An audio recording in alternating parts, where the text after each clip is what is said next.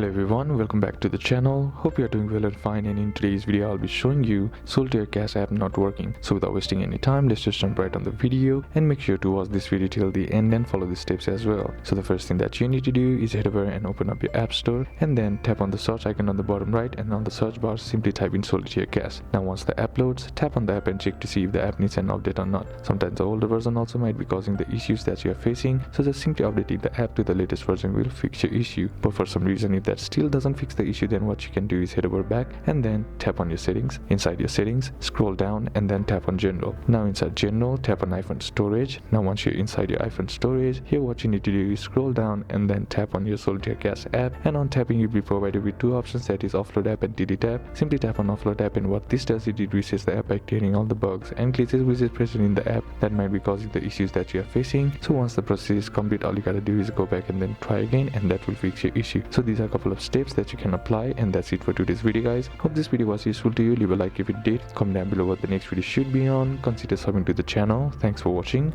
bye bye.